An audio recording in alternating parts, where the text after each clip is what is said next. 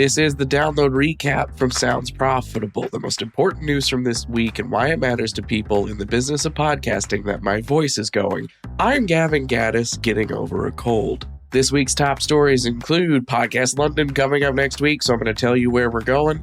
Eventful Podcasting by Tom Webster. We've got Spotify plays or one more nail in the downloads coffin by Jonas Woost. That's the metric, not the show. I'm fine, despite the sounds to the contrary. And YouTube launches weekly charts. That's by Ashley Carmen. Let's get started. It's almost time for the podcast show London. Next week, Sounds Profitable's Tom Webster and Brian Barletta will be in attendance. So I've got a quick list of every panel they're going to be on from the Sounds Profitable happy hour forward. That happy hour, by the way, is Tuesday the 20th.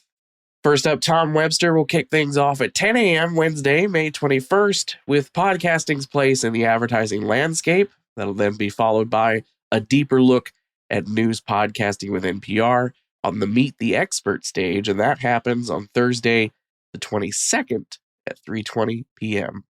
Meanwhile, Brian is a busy bee this time around, so I got a quick list for you.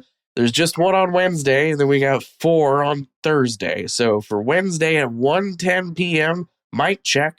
Are you reaching the right podcast audience? That's on the Brand Work stage. And then Thursday, starting at 10 o'clock, we've got at the Brand stage again, unlocking revenue opportunities for your podcast.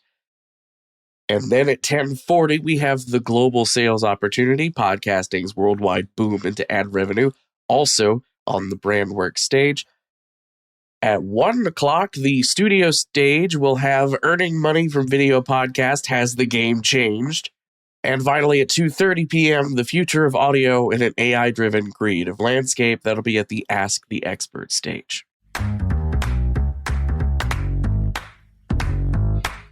In anticipation for the podcast show London, Tom Webster shares some tips from his book, The Audience is Listening, regarding running podcast events.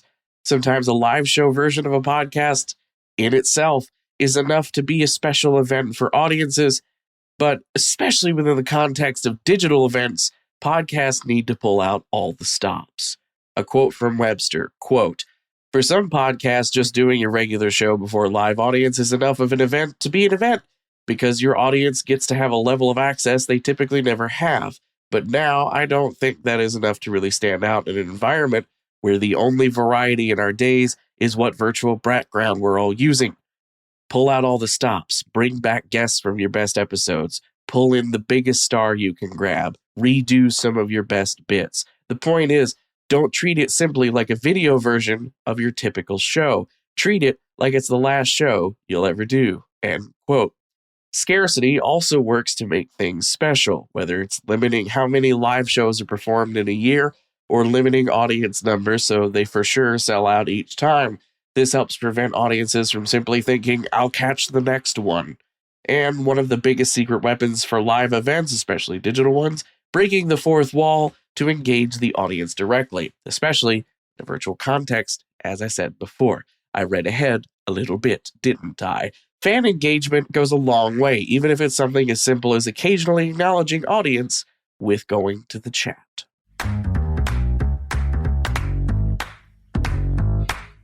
Let's start this one off by talking about the biggest issue Bumper has with the download as a metric, not a show. We're cool. Jonas Woost explains it doesn't represent the actual podcast consumption. Downloads represent a file transfer, not the file actually being consumed. As Bumper has tracked, downloads are decreasing despite audience sizes increasing as various corners of podcasting that don't count as a download grow in popularity. For example, video episodes on YouTube and Spotify. A quote from Woost, quote, "The download is still the de facto currency of podcast monetization. Let's call it the world's dominant reserve podcast currency. Turns out we picked the wrong currency and it's time to move on. We need to agree on a currency that is rooted in the consumption of our shows and audiences being exposed to the messages from their advertising partners. We need to be able to show our clients that we are charging for ads that have actually been heard or seen by audiences.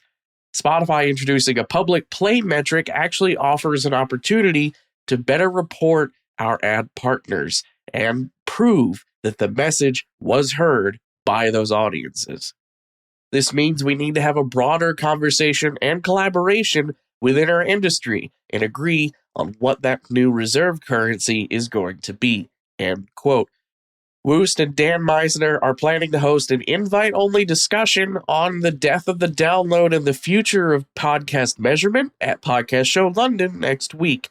Interested parties can express interest in an invite by heading over to Bumper's contact page on their site.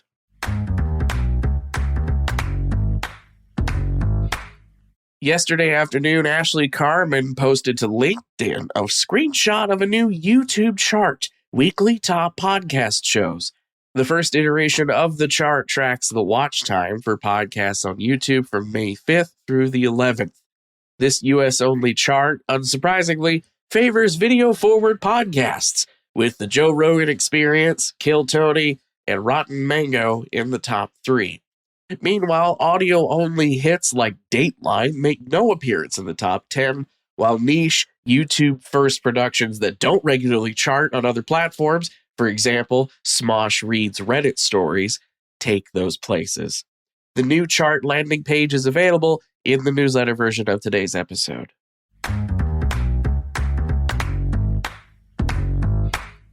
Finally, it's time for our quick hits. These are articles that didn't quite make the cut for today's episode, but I still argue are worth including in your weekend reading.